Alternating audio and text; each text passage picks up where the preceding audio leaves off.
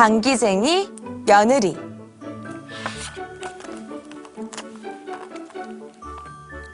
옛날 한 마을에 방귀를 잘 뀌는 처녀가 살았어요. 방귀쟁이 처녀는 얼굴도 예쁘고 마음씨도 고왔지만 방귀 소리가 엄청나게 크고 방귀 힘이 아주 세서 다들 매우 놀랐어요. 방귀쟁이 처녀에게 첫눈에 반해 뒤따르던 남자들은 방귀쟁이 처녀가 방귀를 뀌고 나면 모두 도망갔지요. 뿡! 이러다간 정말 외톨이가 되고 말겠네. 방귀쟁이 처녀는 슬펐어요. 어느 날이었어요. 이웃 마을에 방귀를 잘 뀌기로 소문난 노총각이 방귀쟁이 처녀를 찾아왔어요. 당신이 이 마을에서 제일 크게 방귀를 낀다는 처녀요? 방귀쟁이 처녀는 부끄러워하며 말했어요. 어머, 이웃 마을에까지 소문이 났나요? 나는 김호방이라고 합니다.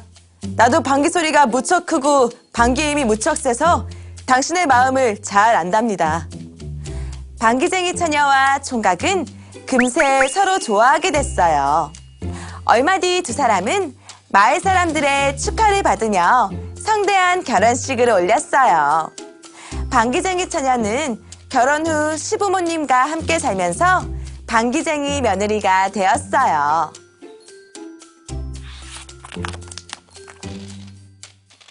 어느 날부터 방귀쟁이 며느리의 얼굴이 노랗게 변하기 시작했어요. 밥도 잘 먹지 못하고 집안일도 잘할 수 없었어요. 시부모님은 방귀쟁이 며느리를 불러서 이유를 물어봤어요. 방귀쟁이 며느리는 시부모님을 위해 방귀를 참았다고 말했어요. 아휴, 괜찮다. 끼어라. 우리 아들도 소문난 방귀쟁이인데 우리가 뭐라고 하겠느냐. 방귀쟁이 며느리는 안심하고 시원하게 방귀를 뀌었어요. 뿡! 며느리가 방귀를 뀌자 지붕이 2번이나 들썩거렸고 시부모님이 이웃집 지붕 위로 올라가 있었어요. 며느리의 엄청난 방귀에 놀란 시부모님은 며느리를 다시 집으로 보내기로 했어요. 이른 아침이 되자 시아버지와 방귀쟁이 며느리는 길을 떠났어요. 무더운 여름날이라 시아버지는 금세 지치고 말았어요. 아버님, 여기 개울가에서 잠시 쉬고 계시면 제가 시원한 배를 따올게요. 응? 아니, 네가 무슨 수로 배를 따온다는 말이냐? 며느리는 배나무 앞에 서서 방귀를 크게 뀌었어요. 뿡! 그러자 배나무에서 배가 우수수 떨어졌어요. 며느리가 들고 온 배를 먹고 더위를 식힌 시아버지는 며느리의 마음씨에 감동했어요. 아이고 미안하다. 내가 너의 고운 마음씨를 잠시 잊고 있었구나. 우리 다시 집으로 돌아가자꾸나. 방귀쟁이 며느리와 시아버지는 다시 집으로 돌아갔고 방귀쟁이 김호방과 며느리는 다시 만나 행복하게 살았답니다. 호랑이를 잡은 반쪽이.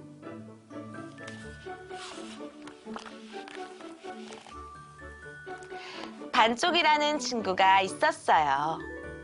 반쪽이는 얼굴도 반쪽, 몸도 반쪽. 그래서 이름도 반쪽이에요. 사람들은 반쪽이가 못생겼다고 놀렸지만 반쪽이는 착하고 용감한 친구였어요.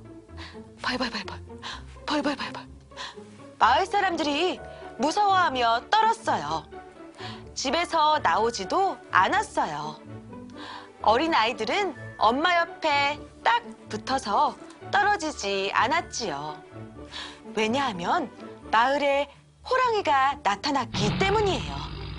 호랑이는 보이는 것은 무엇이든 다 먹어버렸어요. 마을 대장님이 호랑이를 잡아오는 사람에게 아주 큰 선물과 아주 많은 돈과 아주 맛있는 음식을 모두 주겠다고 이야기했어요. 제가 가겠습니다. 제가 갈게요. 사람들이 호랑이를 잡으러 떠났어요. 그중에 반쪽이의 큰형과 작은 형도 있었지요.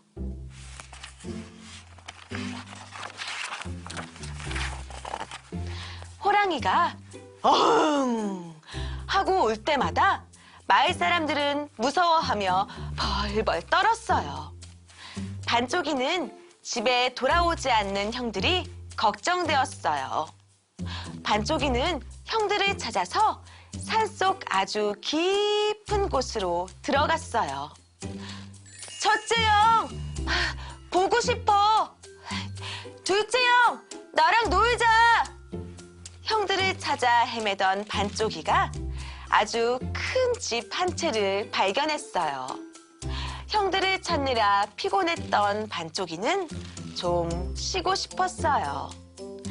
큰 집의 주인 할아버지가 반쪽이가 쉴 수 있도록 방문을 열어주었어요.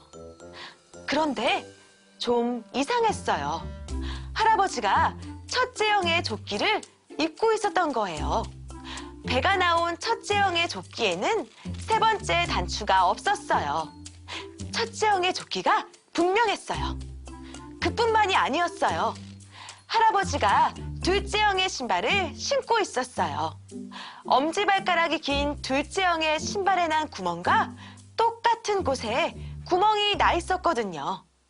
둘째 형의 신발이 분명했어요.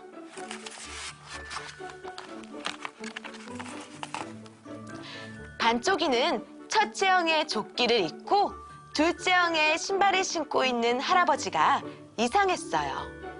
그래서 할아버지가 열어준 방 대신에 마루 밑에서 몰래 잠을 잤어요. 부스럭 부스럭 할아버지가 반쪽이를 찾아왔어요. 쉿, 쉿. 반쪽이는 숨소리도 내지 않고 숨어 있었어요. 반쪽밖에 없는 녀석이 벌써 도망쳐버렸나? 오늘 저녁에는 아무것도 못 먹겠군. 에잇! 사실 집주인 할아버지는 무서운 호랑이였어요. 호랑이가 형들의 옷과 신발을 신고 사람인 척 하고 있었던 거예요. 반쪽이가 할아버지에게 달려들자 할아버지가 앞으로 한 바퀴 돌아서 호랑이로 변했어요. 반쪽이가 호랑이 앞에서 뱅글뱅글 돌았어요. 반쪽이는 얼굴이 반쪽밖에 없었지만 대신 남들보다 2배나 빠르거든요. 으악! 아니, 반쪽이 때문에 너무 어지러워! 호랑이가 어지러워하는 사이에 반쪽이가 호랑이의 꼬리를 콱 잡아서 휙 던져버렸어요. 반쪽이의 팔이 반쪽밖에 없었지만 대신 남들보다 힘이 2배로 세거든요. 저 멀리 날아간 호랑이는 땅에 푹 떨어지고 말았어요. 호랑이가 떠난 자리에 첫째 형의 조끼와 둘째 형의 신발만 남았어요. 반쪽이는 형들이 너무 보고 싶어서 조끼를 입고 신발을 신고 엉엉 울었어요. 그러자 죽은 줄 알았던 형들이 반쪽이 앞에 나타났어요. 반쪽이의 눈물이 우리를 살려주었어. 반쪽이가 너무 슬프게 운 나머지 하늘나라에서 첫째 형과 둘째 형을 반쪽이에게 보내준 거예요. 반쪽이는 정말 용감해. 반쪽이가 최고야. 반쪽이와 형들은 마을 대장님이 준 선물을 사이좋게 나누어 가지고 집으로 돌아갔답니다. 돌기둥 재판.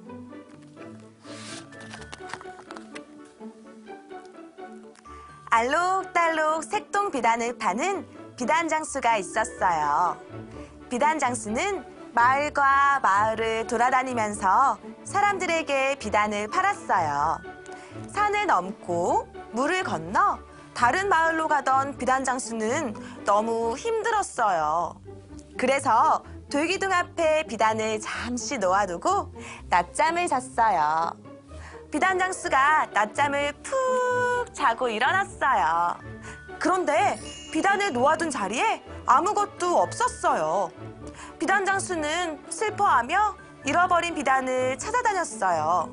그때 한 마을 사람이 임금님에게 가면 임금님이 비단을 찾아줄 거라고 이야기해 주었어요. 비단장수가 임금님에게 비단을 찾아달라고 부탁했어요. 비단을 잃어버렸을 때 그곳에 누가 있었느냐? 라고 임금님이 물어봤어요. 비단장수는 돌기둥 말고는 아무것도 없었습니다. 라고 대답했어요. 그러자 임금님이 이야기했어요. 옳거니, 그럼 그 돌기둥이 도둑을 보았겠구나. 여봐라, 당장 돌기둥을 잡아오너라. 사람들은 너무 웃겨서 하하하 웃었어요. 사람이 아닌 돌기둥이 도둑을 봤다는 건 말도 안 되는 이야기였기 때문이에요. 사람들은 임금님 앞이라서 크게 웃지 못하고 몰래 웃으면서 말했어요. 세상에, 돌덩이가 어떻게 도둑을 볼 수 있겠어? 아이고 배야. 봤다고 해도 돌덩이가 어떻게 말을 할 수 있겠어? 아이고 나도 배야. 임금님의 말대로 신하들이 돌기둥을 땅에서 뽑아 어깨에 짊어지고 왔어요. 돌기둥 내 이놈! 비단을 훔쳐간 도둑이 누군지 솔직하게 말하여라. 임금님은 돌기둥을 향해 소리쳤어요. 아무 말도 알아들을 수 없는 돌기둥에게 소리치는 임금님을 보던 사람들은 너무 웃겨서 도저히 웃음을 참을 수가 없었어요. 하지만 임금님 앞이라서 작게 키득키득 웃었어요. 임금님은 돌기둥이 사실대로 대답할 때까지 돌기둥을 때리라 하고 명령했어요. 하지만 돌기둥은 끄떡도 하지 않았어요. 사람들은 더 이상 웃음을 참을 수가 없었어요. 그래서 크게 깔깔깔 하고 웃었어요. 그러자 임금님이 화를 내며 말했어요. 임금님이 이야기하는데 감히 누가 웃는 것이냐? 아이고 임금님, 죄송합니다요. 깜짝 놀란 사람들이 임금님 앞에 무릎을 꿇고 앉아 대답했어요. 웃은 사람들은 모두 감옥에 가둘 것이다. 하지만 만약 집에서 비단을 가져온다면 너희들의 죄를 용서해주겠다. 하고 임금님이 사람들에게 이야기했어요.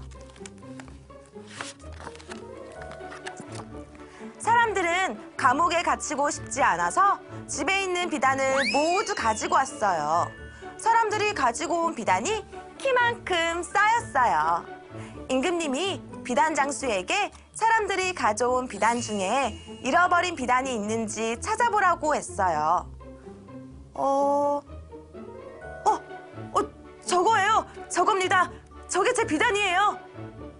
구석구석 꼼꼼하게 비단을 살펴보던 비단 장수가 드디어 잃어버린 비단을 찾았어요.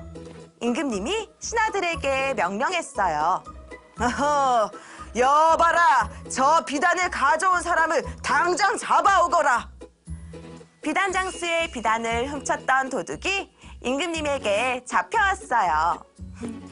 지혜로운 임금님 덕분에 비단 장수는 잃어버린 비단을 모두 찾을 수 있었답니다. 은혜 갚은 꿩.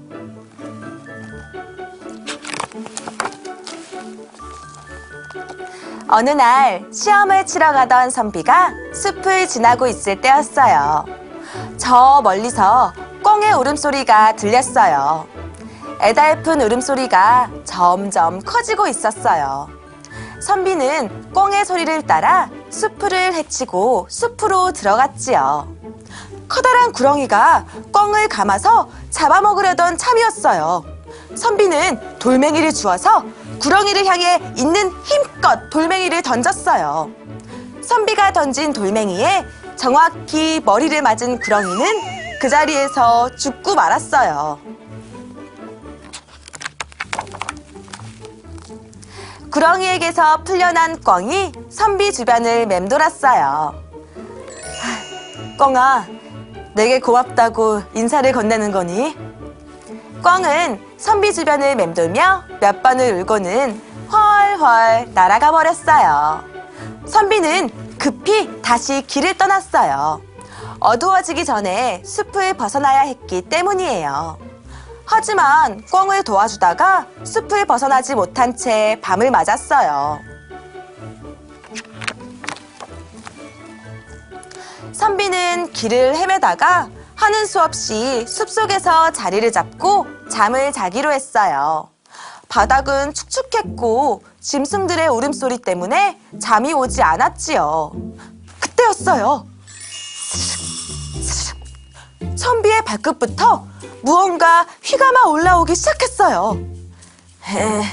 내 아들을 죽여놓고 네가 무사할 줄 알았느냐? 커다란 구렁이가 매서운 눈을 하고 선비를 노려봤어요. 너는 누구냐? 난 네가 낮에 돌멩이로 때려 죽인 구렁이의 어미다. 커다란 구렁이는 이미 선비의 온몸을 감싸고 있었어요. 때마침 산속의 절에서 아침을 울리는 종소리가 들렸어요. 땡, 땡, 땡. 아니, 이게 무슨 소리지? 벌써 아침이 온 건가? 커다란 종소리에 놀란 구렁이가 힘을 빼자 선비는 있는 힘껏 구렁이의 목을 물었어요. 커다란 구렁이는 놀라서 달아났지요. 그런데 이상하게도 종소리만 울린 채 날이 밝지 않았어요. 선비는 자신의 목숨을 구해준 종소리가 어디서 울렸는지 찾아갔어요. 근처에 오랫동안 비어있던 절간이 있었어요. 아무도 없는 절에서 어떻게 종소리가 울린 거지? 선비가 절에 있는 종 앞에 다다르자 자신의 몸을 쳐서 종을 울린 꿩이 죽어 있었어요. 꿩이 온몸을 종에 부딪혀 종을 울렸던 거예요. 선비는 눈물을 흘리며 슬퍼했어요. 선비는 은혜 갚은 꿩에게 고맙다는 인사를 하고 땅속에 묻어주었답니다. 여우와 나무꾼.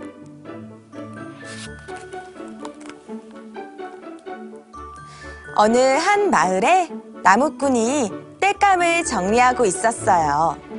그런데 갑자기 여우 한 마리가 헉헉대며 집 마당으로 뛰어들어왔어요. 나무꾼은 깜짝 놀랬지요. 나무꾼님, 지금 제가 사냥꾼에게 쫓기고 있어요. 부디 제 목숨을 살려주세요. 여우는 애원하며 말했어요. 그래, 좋다. 여우야, 내가 도와줄게. 얼른 집 안으로 들어가서 숨거라. 여우는 나무꾼 집에 들어가 몸을 엎드려 숨었어요. 곧이어 사냥꾼과 그의 개들이 나무꾼의 집 앞에 도착했어요.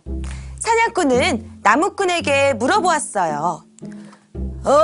혹시 그 여우 한 마리 못 보셨나요? 방금 이쪽을 지나갔을 텐데. 나무꾼은 알지 못한다고 말하면서 사냥꾼에게 여우가 숨어있는 집안을 손가락으로 가리켰어요. 글쎄요. 저는 본 적이 없는데요? 사냥꾼은 나무꾼의 손가락 표시를 알아차리지 못했어요. 분명히 여기를 지나갔을 텐데 다른 데로 가버렸나? 사냥꾼은 주변을 두리번거리다가 개들을 이끌고 급히 달려갔어요.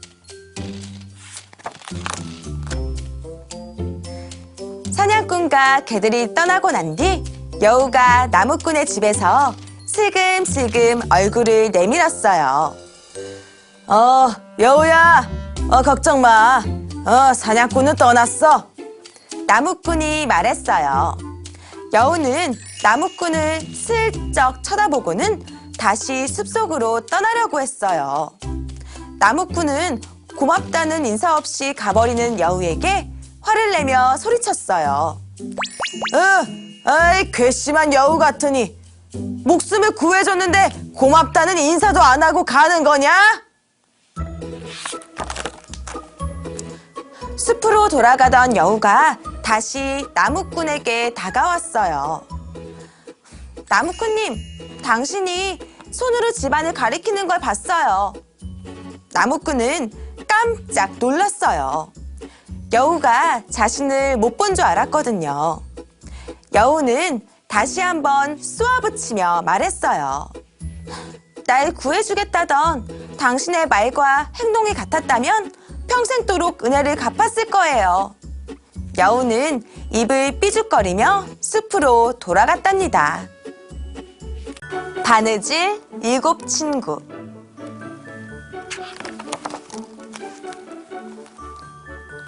바느질을 아주 잘하는 바느질 마님이 있었어요.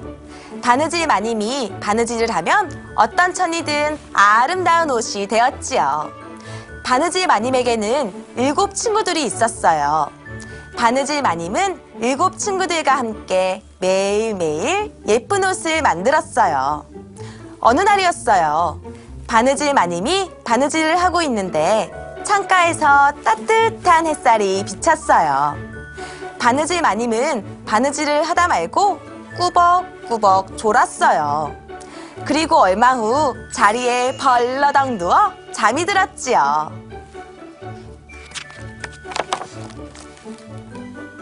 드르렁 드르렁 방 안에는 바느질 마님의 코 고는 소리만 들렸어요.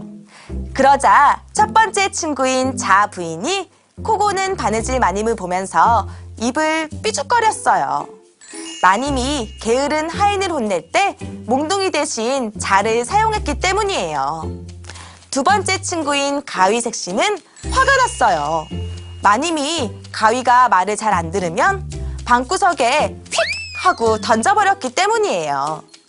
세 번째 친구인 바늘색시와 네 번째 친구인 실색시는 무서웠어요. 마님은 바늘이 마음에 안 들면 불에 녹여버렸기 때문이에요. 게다가 마님은 툭하면 윗니와 아랫니로 실을 툭 끊어버리고는 했어요. 다섯 번째 친구인 골무알미는 슬펐어요. 마님이 바느질을 잘못하면 골무가 뾰족한 바늘에 찔렸기 때문이지요. 여섯 번째 친구인 인도 부인도 슬프기는 마찬가지였어요. 매일매일 뜨거운 불 속에서 달궈져야 했기 때문이지요. 일곱 번째 친구인 다리미 아가씨도 투덜거렸어요. 옷을 다리려면 몸을 납작하게 눌러야 해서 숨쉬기가 힘들었던 거예요.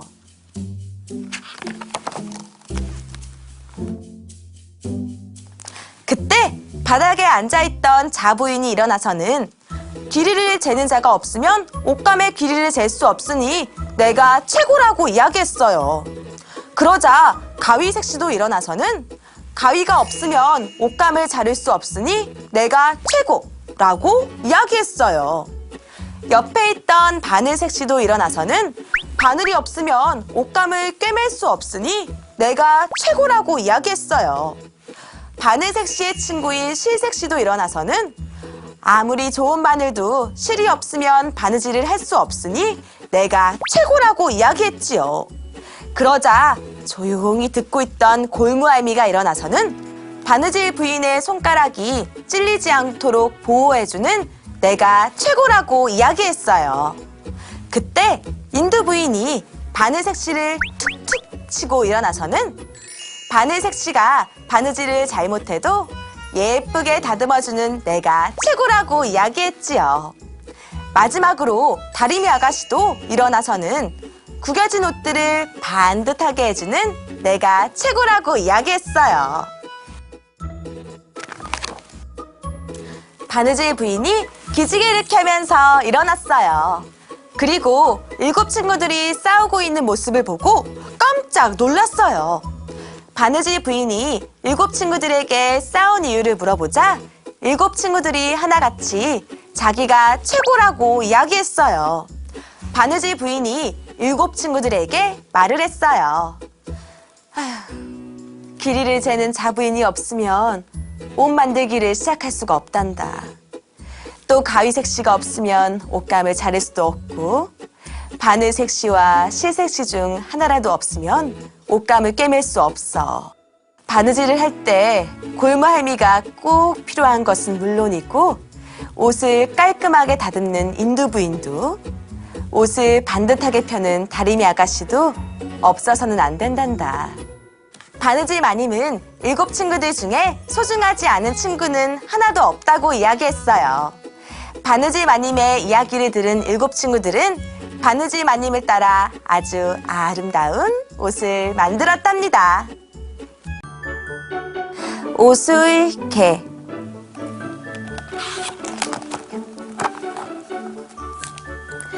옛날 어느 마을에 홀어머니를 모시고 사는 가난한 나무꾼이 있었어요. 나무꾼은 효심이 지극하고 착하기로 소문이 나 있었죠. 어느 날 나무꾼은 나무를 하러 가는 길에 쓰러진 강아지를 발견했어요. 강아지는 가쁜 숨을 몰아쉬고 있었어요. 새끼 강아지를 데리고 집에 돌아온 나무꾼은 지극정성으로 보살폈어요. 그러자 강아지는 금세 건강을 회복하고 나무꾼을 잘 따랐어요. 나무꾼은 강아지에게 복돌이라는 이름을 지어주었어요. 나무꾼과 복돌이는 둘도 없는 친구가 되었지요. 나무꾼이 나무를 베러 갈 때 복돌이는 나무꾼의 뒤를 졸졸 쫓아다녔어요. 지게에서 나무가 떨어지면 복돌이는 멍멍 짖어서 알려주었지요. 복돌이는 나무꾼과 홀어머니 앞에서 재롱을 피워 자주 웃게 해주었어요. 그러던 어느 날 홀어머니가 시름시름 앓기 시작했어요. 나무꾼은 한동안 나무를 하러 가지 못한 채 홀어머니를 간호했어요. 나무꾼은 나무를 많이 베어서 어머니의 약값을 대야 했어요. 이른 새벽까지 어머니를 간호하다가 일찍 집을 나섰지요.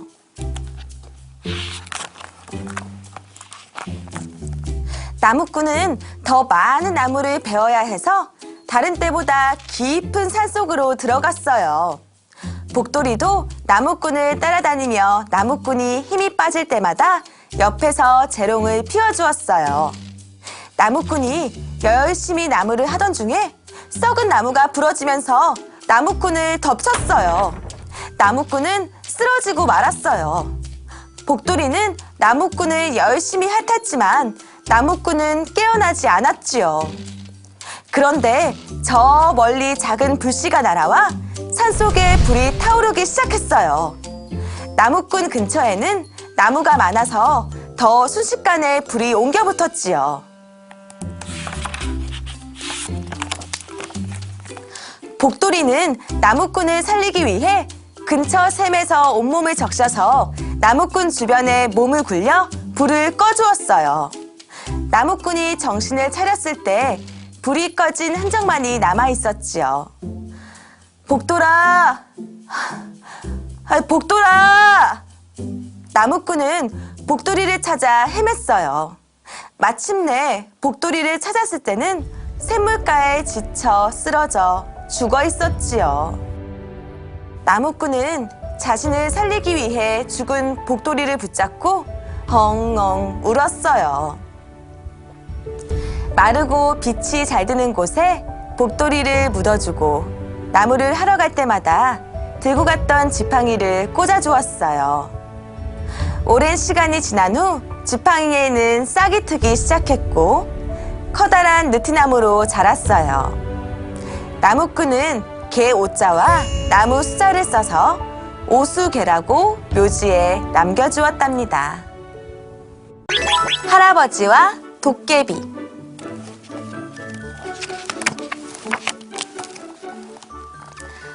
어느 한 마을에 가난하고 홀로 외롭게 사는 할아버지가 있었어요. 할아버지는 가난했지만 자신이 가진 작은 것에 만족하며 살았어요. 하지만 밤이 되면 혼자 있는 것이 무척이나 외로웠지요. 그러던 어느 날 끽 하고 대문이 열리는 소리가 들렸어요. 할아버지는 한밤중에 자신의 집에 찾아올 사람이 아무도 없어서 도둑이라고 생각했어요. 이보게, 내 집은 보다시피 가져갈 것이 아무것도 없다네. 배가 고프면 간단하게 뭐라도 먹고 가시게. 라고 말하고 방문을 열었어요. 그런데 할아버지 방에 들어온 것은 도둑이 아니라 도깨비였어요. 할아버지는 깜짝 놀라서 물었어요. 자네는 누구인가? 사람 같아 보이지는 않는구먼. 할아버지, 무서워하지 마세요. 저는 지나가던 도깨비예요. 이곳에 왜 왔는가? 그냥 심심해서 들러봤어요. 할아버지는 심심하다며 찾아온 도깨비가 신기하면서도 한편으로는 반가웠어요. 혼자서 외로웠는데 얘기라도 나눌 수 있으니까요. 아이고, 나도 심심했는데 잘 왔구먼. 도깨비는 자신을 맞아준 할아버지가 좋았어요. 둘은 금방 친구가 됐어요. 그러던 어느 날 할아버지가 개울가에서 물을 뜨고 있는데 맞은편에 있던 아낙네들의 대화가 들렸어요. 요즘 마을에 밤마다 도깨비가 돌아다닌대. 어머, 나도 소문 들었어. 도깨비랑 얘기한 사람은 도깨비처럼 변한다고 하던데. 할아버지는 갑자기 개울가에 비친 자신의 모습이 도깨비 같아 보였어요. 그날 밤 어김없이 찾아온 도깨비에게 할아버지가 물었어요. 이보게, 자네는 혹시 세상에서 가장 무서운 것이 있는가? 당연히 있지요. 저는 단팥죽 냄새가 세상에서 제일 무서워요. 도깨비는 할아버지에게 똑같이 되물었어요. 할아버지는 세상에서 가장 무서운 것은 돈이라고 대답했어요. 다음 날 할아버지는 단팥죽이 담긴 그릇을 마당에 놓았어요. 밤이 되자 나타난 도깨비는 단팥죽 냄새를 맡고는 달아났어요. 할아버지는 도깨비가 나타나지 않자 다행이라 여기면서도 한편으로는 친구를 잃은 것 같아 아쉬웠어요. 다음 날 밤 도깨비는 할아버지의 방문을 열고는 돈을 한가득 부어 넣었어요. 할아버지가 나를 골탕 먹였기 때문이에요. 도깨비는 문을 쾅 닫고 가버렸어요. 그리고 두 번 다시 나타나지 않았어요. 할아버지는 그 돈으로 부자가 됐어요. 하지만 밤마다 심심함을 달래주었던 도깨비 친구를 그리워했답니다. 신기한 샘물.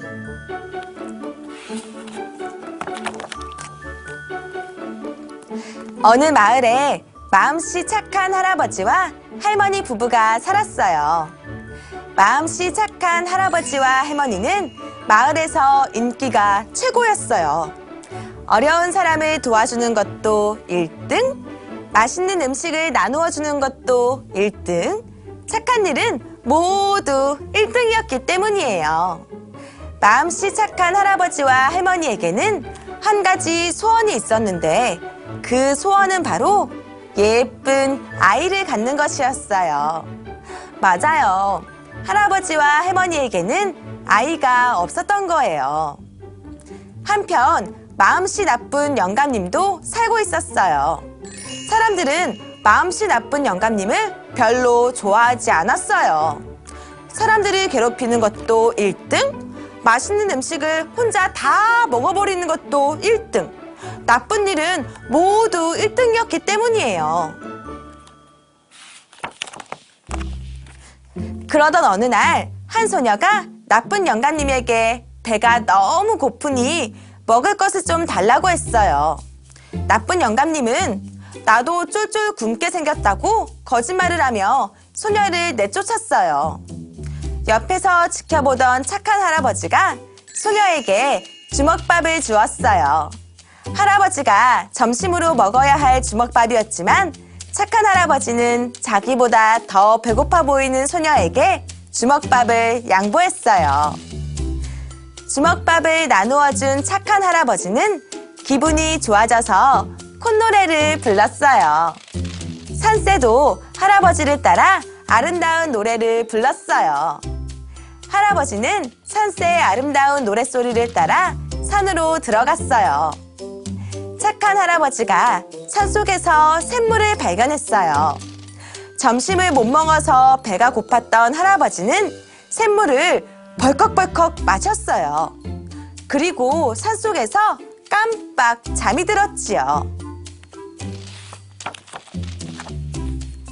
할아버지가 저녁밥을 먹을 시간이 되어도 돌아오지 않자 할머니는 걱정이 되었어요. 그래서 산속으로 할아버지를 찾으러 갔어요. 그때 멀리서 젊은 총각이 할머니에게 손을 흔들었어요.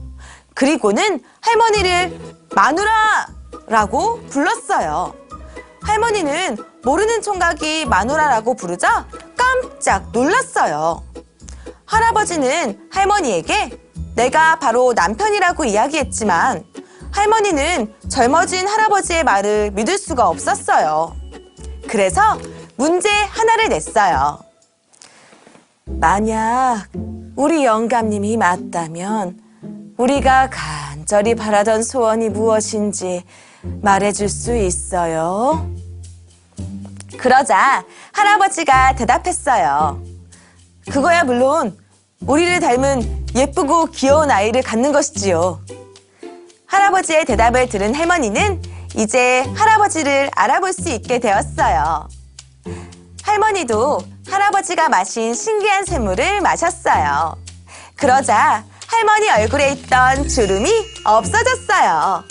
할머니는 아름다운 처녀가 되고 할아버지는 멋진 총각이 되었답니다.